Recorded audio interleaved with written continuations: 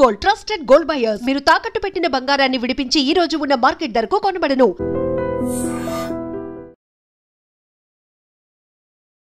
అప్పుడు మీరు పార్టీలో ఉండి 5 సంవత్సరాలు ప్రజల కోసం ఏం చేశారు? నిరంతరం ఏంటంటే మేము ఈ కూలీలు పెరగటానికి కోసం, నేను ఇక్కడ ఏరియాగా ఉన్నప్పుడైతే కూలీలు పెంచుకోవడం కోసం, జీతాలు పెరగడానికి కోసం. జీతంలో ఎప్పుడు వలస వచ్చిన వాళ్ళు కూడా చాలామంది ఉందరు. ఆ గంగోతలకి వెళ్ళి అక్కడికి వెళ్ళి ఇక్కడికి వెళ్ళి వచ్చి జీతాలు ఉందరు. ఇక్కడ వాళ్ళకు ఏదన్నా పాము గరిచినా ఏదన్నా ప్రమాదం జరిగినా రైతు కట్టియాలని రైతు మీద మాట్లాడుతుంటిమి.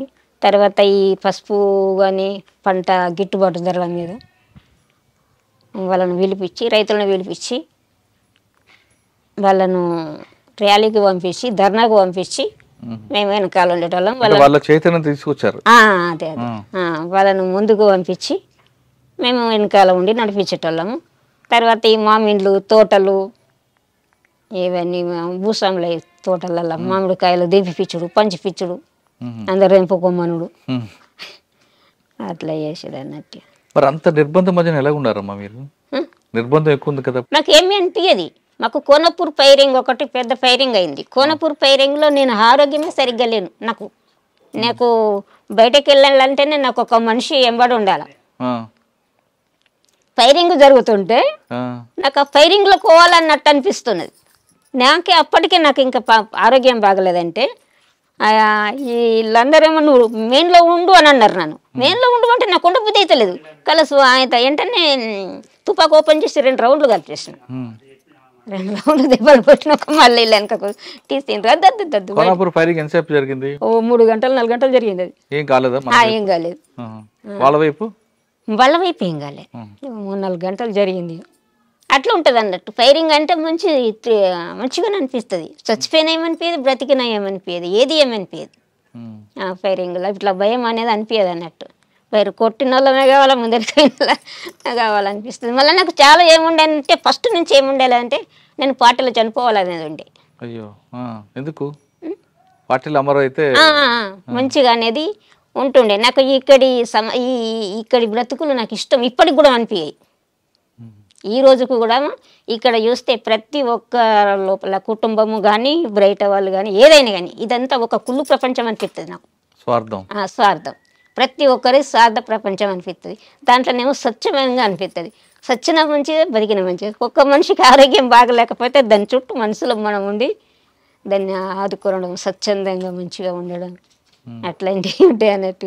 ఏదైనా తప్పు జరిగినా కానీ దాన్ని ఆచరణలో వదిలిపెట్టి దాన్ని రుజువు చేసేటోళ్ళం ఇట్లా అన్నట్టు. అదొక స్వచ్ఛమైన జీవితం అనిపిస్తుంది. ఇదంతా కుళ్ళు ప్రపంచం. ఎవలను కదిలించినా స్వార్థం అనేది ఉంటుంది అన్నట్టు. నాకు ఈ రోజు వరకు కూడా అనిపిస్తుంది అన్నట్టుగా. నేను అందులో ఎందుకు చావలేను నాకు అసలు అనేది అనిపిస్తుంది. నాకు అందుకోసమే నేను పేరుగా పెట్టిన తిరిగినా, నేను ఊర్లో పంపించిన పోయినా, నేను ఏ రోజైతే నేను చనిపోవాలనేది చాలా ఉండే నాకు. పార్టీలో ప్రాణం పోవాలి, ఆ కోరిక ఉండి నాకు. నేను వచ్చుడు కూడా అందులో ఉండి ఒక 6 నెలలు తిరిగినాక చనిపోయినా సరే అనుకునే వచ్చాను. కానీ అది జరగలేదు నాకు. నేను మళ్ళీ చివరికి నన్ను అరెస్ట్ చేసినప్పుడు కూడా చనిపోవాలనుకున్నాను నేను. అప్పుడు కూడా జరగలేదు. అంత బలమైన కోరిక అందులో మంచి సావు అనిపిస్తుంది అన్నట్టు. అది నాకు అట్లా అన్నట్టు. ప్రాణం అంటే అందరికి తీపి కదా, మీకు లేదా? మాకు అనిపించలేదు అది. అందులో చనిపోవాలనేది 4 రోజులు ఉన్నా సరే కానీ అందులో చనిపోవాలనేది. నాకు ఒక్కొక్కసారి ఆరోగ్యం బాగలేకపోతే వీళ్ళందరూ నా చుట్టూ ఉంటే నాకు అనిపిస్తుండే ఇప్పుడే చనిపోతే బాగుండు అనిపిస్తుండే. వీళ్ళ మధ్యలో అంత మంచి అనిపిస్తుండే. అట్లా మా అడవిలో స్వచ్ఛమైన గాలి, నీరు అన్నీ ఉంటాయి. మీరు అన్నట్లుగా అందరూ అన్నలు అక్కలో స్వచ్ఛమైన ప్రేమ. అది గ్రామస్తులు వాళ్ళు ఎలాంటి కుళ్ళు ఉండదు. కానీ అడవుల్లో తిరుగుతున్నప్పుడు ఈ పాములు ఇవన్నీ ఉంటాయి కదా, మీకు ఇప్పుడు ఇబ్బంది పడలేదా? పాము గడిచింది నాకు. పాము కాటుతోట నేను ఇంటికి వచ్చిన ఇప్పుడు, లేకపోతే నేను నాకు వచ్చేదాన్ని. మరి ఎందుకు బయటకు వచ్చావు? పాము కాటుతోటి వచ్చిన నేను అంటలేను. నేను ఇక ఇక్కడ నాకు ఈ ఏరియాలో ఫుల్ నిర్బంధం పెరిగింది. నేను అంటలేను. ఏ ఊర్లోకి పోయినా కానీ ఈ ఊర్లో కూడా 2-3 సార్లు చుట్టుముట్టారు పోలీసు వాళ్ళు. ఇదే ఊర్లో కూడా ఇట్లాంటి టైంలో నాకు అంతా ఇట్లా ఊర్లో ప్రతి వాడ ప్రతి ఇల్లు తెలుసు నాకు. ఇక అందరు నేను ఓపెన్గా తిరిగిన, ఇక ఆల్ రౌండ్లో తిరగదు ఏంటంటే ఇక నన్ను ఎట్లనో పంపించేస్తారు ఇల్లు. ఎందుకు పార్టీ చెప్పొచ్చారా చెప్పకుండా వచ్చారా మీరు? ఎప్పుడు లాస్ట్ లో నేను అరెస్ట్ అయినా ఎలా? పాము కాటుతో. నేను అంటే అరెస్ట్ కాకముందు పార్టీలో దాదాపు 5-6 సంవత్సరాలు ఉన్నారు కదా, మరి మీ వివాహం ఏమి జరగలేదు పార్టీలో? లేదు లేదు, నేను దాన్ని ఎప్పుడు కోరుకోలే. వివాహం అనేది నేను ఎప్పుడు కానీ నాకు చిన్నప్పటి నుంచి లేదు. నేను చెప్తారు కదా, నాకు 16 సంవత్సరాల నుంచి నేను పార్టీ హ్యాండ్ ఓవర్ లో ఉన్నా గనక, నేను చిన్నప్పుడు 16 ఏళ్ల నుంచి నేను పార్టీ హ్యాండ్ ఓవర్ లో ఉన్నా గనక నాకు ఆ ఊహ కూడా రాలేదు. అంటే మిమ్మల్ని ఎవరు చేసుకుంటాను కూడా లేదు, నాకు అసంటి రాలేవు. నేను అసంటికి దూరం. నేను ఎప్పుడు కూడా పెళ్ళి అనేది నాకు అది అది అది రాలేదు నాకు. అందరూ నాకు చాలా మంచిగా ఉందరు వీళ్ళందరూ. అంత కఠినంగా ఉన్న మీరు ఎలా దొరికిపోయారు పార్టీ పోలీసులకి? అది ఇన్ఫర్మేషన్ తోటి దొరికిపోయింది. ఇన్ఫర్మేషన్ తోటి దొరికిపోయింది. నేను బయటకి వెళ్ళేది ఉండే, ఉత్తరప్రదేశ్ నేను వెళ్ళేది ట్రాన్స్ఫర్ నది. ఎక్కడ నుండి? ఇక్కడ నుండి ఇక్కడికి నాకు చాలా బాగా నిర్బంధం పెరిగిపోయింది.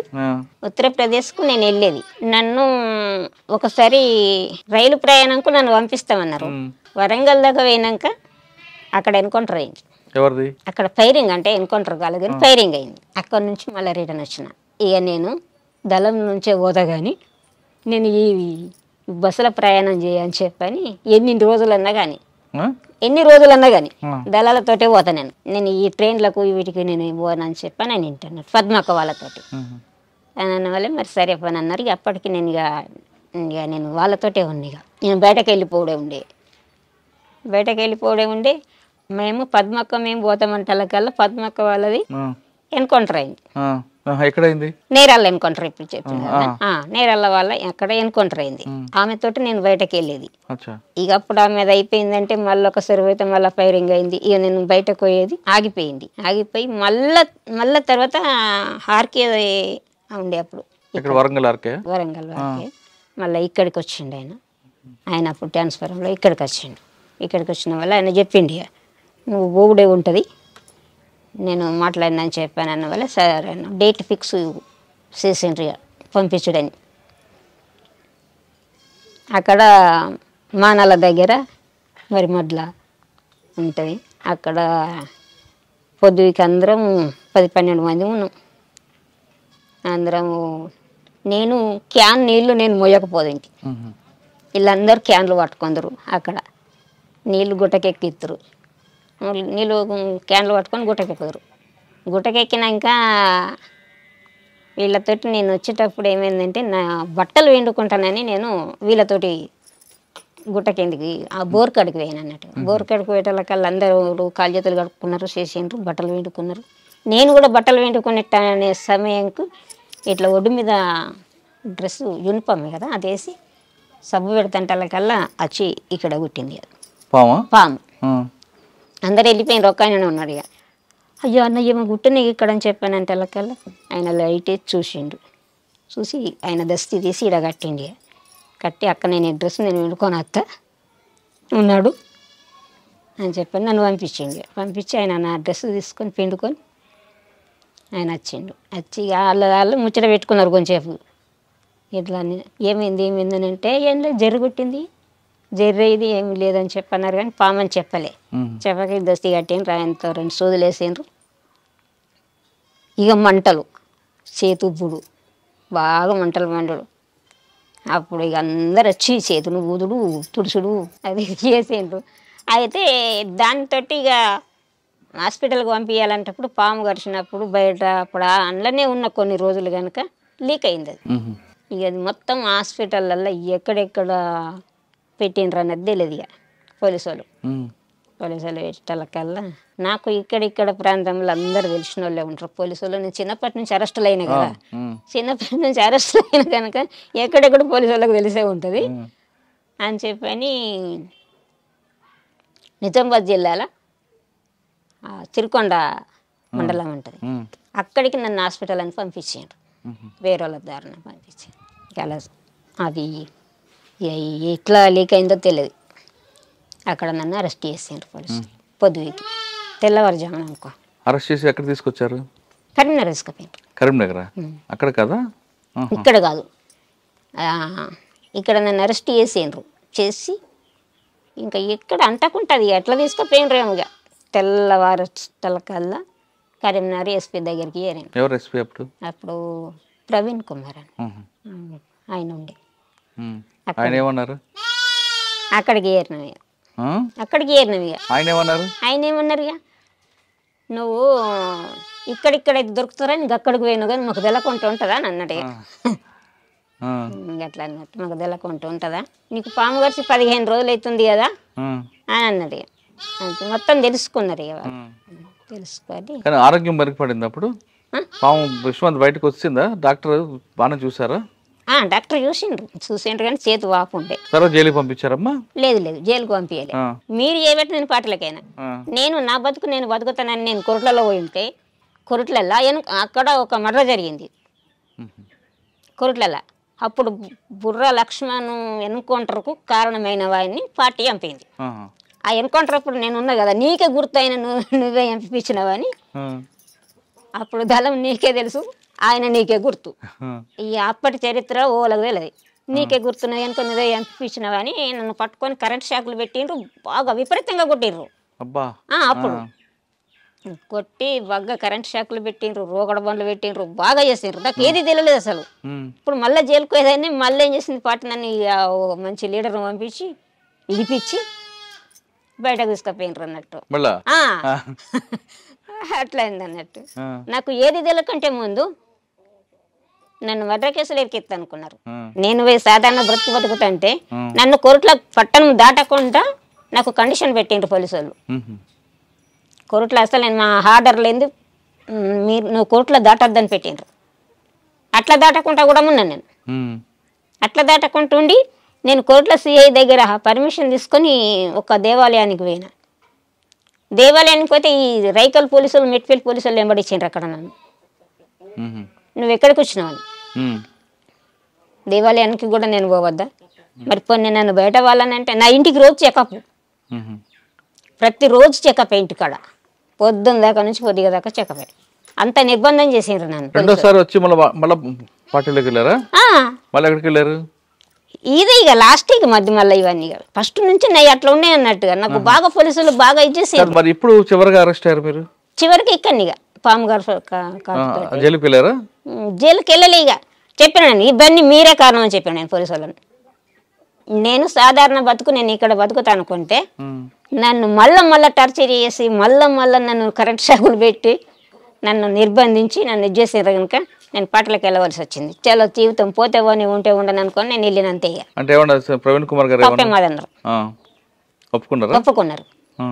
నేను మీ ఊర్లోకి వచ్చి కూడా తప్పని చెప్తా కానీ నువ్వు మళ్ళీ తిరిగి పాటలకు కానీ అన్నారు. అంటే సరే పోను, నాకు మీరు ఏమి అనుకుంటా ఉంటే నేను పోను అని చెప్పానన్నా అని అక్కడి నుంచి నన్ను ఈ కోర్టులోకి పంపించారు. కోర్టులో సిఐ గారి దగ్గరికి పంపించారు. పంపిన తర్వాత అన్నారు అన్నట్టుగా. అప్పుడు నేను బాగా బక్కగా ఉన్నా, నువ్వు ఏ గాలిలో దూరిలో లేచిపోతావు ఏమనుకున్నావు, నువ్వు ఇంత చేస్తావని తెలిస్తే మేము ఇట్లా వేసేటోళ్ళ అంటే లేచిపోతారని అంటే టార్చర్ ఎక్కువ పెడతారా? నువ్వు అందులోకి పోయినా కానీ నెగులదని చెప్పాను, ఇంటికాడ ఉంటే టార్చర్ పెడతారా? అట్లా ఇట్లా అన్నా కానీ ఇక వాళ్ళు సిఐ ఉండే నరేష్ కుమార్ అని, ఆయన బాగా ఇచ్చేసిండు అన్నట్టు. ఇక విపరీతంగా ఉంటుంది. తర్వాత ఎక్కడ ఉన్నారమ్మా? బయటకు వచ్చారు మళ్ళీ పార్టీకి వెళ్ళారా? పోలేము ఇక అప్పుడే ఇక కలిసి అది నేను అక్కడికి వెళ్ళి ఇంటికి వచ్చినాక కలిసి కోర్టుల సిఐ నాకు చెప్పింది ఏంటంటే ఒక 3 విషయాలు మాకు చెప్తే మిమ్మల్ని సరెండర్ చేసుకొని మీరు కోరుకున్నది ఇస్తాము, మీరు లగ్జరీ జీవితం గడపచ్చు అని అడిగినారు అన్నట్టు. ఆ 3 పొలిటికల్ లీడర్ ఒకటి, జర్నలిస్ట్ ఒకటి, సిటీ డాక్టర్ ఒకటి. సిటీ డాక్టర్, ఈ 3 విషయాలు చెప్పు. ఆ ముగ్గురు ఎందుకు? మేము ఇంటర్వ్యూ ఇస్తాం కదా, ఇంటర్వ్యూ ఇచ్చినప్పుడు మేము జర్నలిస్టులు పరిచయాలు ఉంటాయి కదా, వాళ్ళ పేరు చెప్పు మనడు. అప్పుడు శంకర్ ఉన్నాడు కదా, అప్పుడు నేను ఇక్కడ మహిళా టీం కమాండర్ ఉన్నా కదా. జర్నలిస్ట్ పేరు చెప్పాలి. డాక్టర్ ఎవరు? City doctor. మనం ఇక్కడ నుంచి హాస్పిటల్ కు పంపిస్తాం కదా నా సభ్యులకు ఆరోగ్య పరిస్థితులు బాగలేనప్పుడు, ఆ డాక్టర్ పేరు కావాలి. సిటీ డాక్టర్ పేరు ఒకటి కావాలి. పొలిటికల్ లీడర్ పేరు ఎందుకు వాళ్ళకి ఎందుకో మరి తెలియదుగా. పొలిటికల్ లీడర్ పేరు చెప్పు, జర్నలిస్ట్ పేరు ఒకళ్ళది చెప్పు, సిటీ డాక్టర్ పేరు ఒకటి చెప్పు, ఈ 3 చెప్పు. ఇక చెప్పాలి. నన్ను అరెస్ట్ చేసిండ్రు. నేను సాధారణంగా బ్రతకనిస్తే బ్రతకనివ్వండి ఉంటా కదలను. కాకపోతే నన్ను ఇంకా ముందు జైలుకు పంపుతారా, జైలుకు పంపుతారా, ఇంట్రాక్షన్ చేస్తారా, కూస్తారా, కారపొడి చల్లుతారా, కరెంట్ షాకులు పెడతారా, ఇవన్నీ నేను అనుభవించిన దాన్ని. నాకు దేనికి నేను భయపడా. నా నుండి మీకు ఒక విషయం కూడా నేను చెప్పాను, మీ డబ్బులు నాకు అవసరం లేదు. ఒక్కరోజు బిడిలు చేస్తే నేను 2000 బిడిలు చెప్తా. ఒకరోజు కూర్చుంటే నేను బిడిలు చేసుకొని నేను వారం రోజులు తినే తిండి ఒక రోజు పని చేసుకుంటాను. నేను చివరికి ఏమన్నారు? చివరికి ఏమన్నారు, ఇక మా ఊరు సర్పంచ్లో పిలిపించిండ్రు, పెద్ద మనుషులో పిలిపించిండ్రు, ఈమెను బుదిరికి ఇమ్మని. ఇక 4 రోజులు 5 రోజులు ఉంచుకున్నారు. మంచిగా స్కూల్ రింగ్ తెప్పి అన్న, ఇక అన్ని మన అతిథిని కదా గౌరవించినట్టు చేసిండ్రు. జైలుకి పంపలేదు? జైలుకి పంపలేదు, ఇంటికి పంపించారు. మరి అప్పటి నుంచి ఎలాగుందామా? బయటే ఉన్నావా? ఇంక అప్పటి నుంచి బయటనే ఉన్నా, కానీ పార్టీతో సంబంధం లేవు. అప్పటి నుంచి బయటనే ఉన్నా. కొన్ని రోజుల తర్వాత వచ్చిండ్రు, రమేష్ వాళ్ళు వచ్చిండ్రు. మళ్ళా నేను ఆరోగ్యం మంచిగా లేకని వస్తే కదా వచ్చిండ్రు. వచ్చినాక తర్వాత ఇక మరి ఆరోగ్యం మంచిగా లేకపోయి మరి మాతోటి వస్తావా ఉంటావా అని చెప్పని అడిగిండ్రు. మాతోటి వస్తే తీసుకుపోతాం, లేకపోతే ఉంటంటే ఉండు. మీరేమన్నారు? నేను కొంచెం ఆలోచించుకొని కానీ తర్వాత మరి పార్టీ కాంటాక్ట్ లేదు. పార్టీ కాంటాక్ట్ ఇక ఎట్లా ఉంటుంది మళ్ళీ తర్వాత మానవుల ఎన్కౌంటర్ అయింది. ఇక నేను పార్టీ నుంచి అంటే నేను మానవుల ఎన్కౌంటర్ మీకు తెలుసా?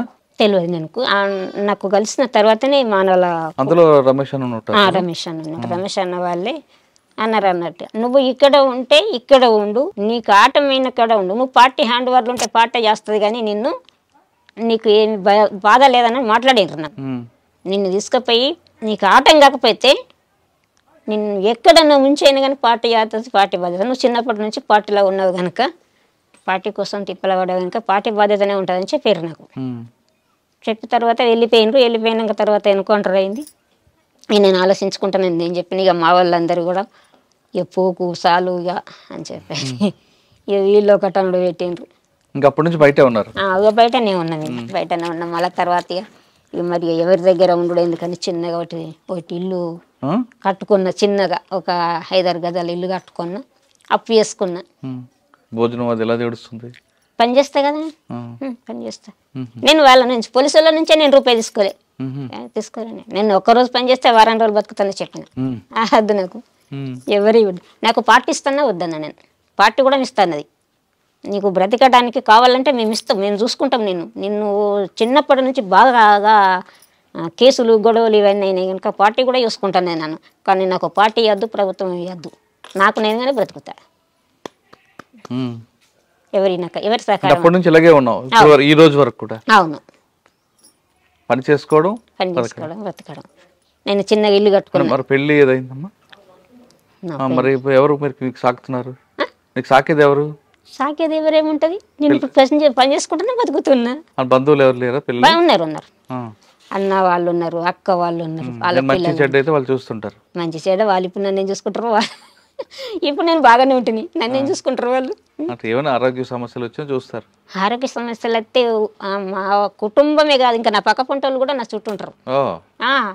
మా ఊర్లో అందరూ బాగుంటారు, మంచిగా ఉంటారు. నాకు చివరిగా ఇందాక అన్నారు మీరు, నాకు అడవిలోనే చనిపోవాలి ఉంది. అవును, అంత ప్రశాంత స్వచ్ఛత ఉంటుంది. బయటకు వచ్చాక చూస్తున్నారు ఇక్కడ అంతా కుళ్ళు కుట్ర, పక్కవాడి ఎవరిని చంపుదామా, ఎవరిని నాశనం చేద్దామా, ఇదే ఆలోచన ఉంటారు కదా. ఇది అన్ని చూసినప్పుడు ఏమనిపిస్తుంటారు మీకు? అది బాగా అనిపించేది. ఇప్పుడు నేను ఈ హైకేపీ నుంచి అడ్ల కొనుగోలులో పనిచేసిన, నేను మొన్నటిదాకా పనిచేసిన. అడ్ల కొనుగోలులో పనిచేస్తే ఈ రైతులు పండించిన పంటను వాళ్ళు ఏం చేస్తారంటే 40 జోకాలని గవర్నమెంట్ సిస్టమ్, కానీ వాళ్ళు ఏం చేస్తారంటే ఒక్క 40లో 45 కట్టేసుకుంటారు రైస్ మిల్లర్లు. ఒక్కొక్కసారి కొన్ని క్వింటల్ అడ్లే రైతులే కట్ అవుతాయి.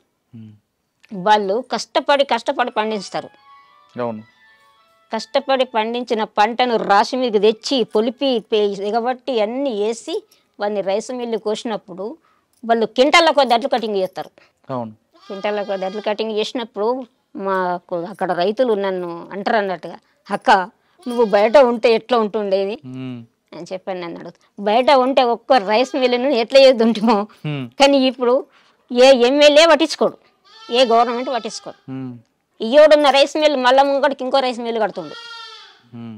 ఈ సంవత్సరం ఒకటే ఉంటుంది, మళ్ళా చెడికి ఇంకో రైస్ మిల్లు కడుతుండు, ఇంకో రైస్ మిల్లు కడుతుండు. ఆ పంటను చూసినప్పుడు నాకు చాలా బాధ అనిపిస్తుంది. వాళ్ళు ఏగిలేషన్ నుంచి రాత్రి దాకా పనులు చేసి ఒక మిల్లులో ఒక మనిషి జాబ్ చేస్తే టైంకు రాకపోతే ఆ మనిషికి ఆ రోజు ఉత్తది కాడనే ఉంటుంది. రైతుది అట్లా కాదు, ఈ రోజు పనికోయే మనిషి ఒక అరగంట లేట్ పోయినా కానీ మనకు రోజు వచ్చే మనిషి అనే అర్ధగంట లేట్ అయితే రా అంటారు. ఆ మనిషికి కూర అరుచుకుంటారు, కారం అరుచుకుంటారు, మధ్యాహ్నము కూర పోసుకుంటారు, అన్నం వేసుకో అంటారు.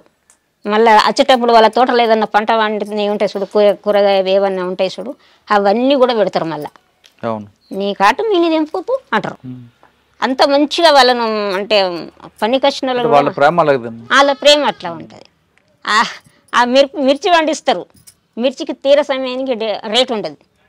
ఈ పసుపు వండిస్తారు, పసుపు 6 నెలల పంట, దానికి ఎన్నో కలుపులు తీయాలి.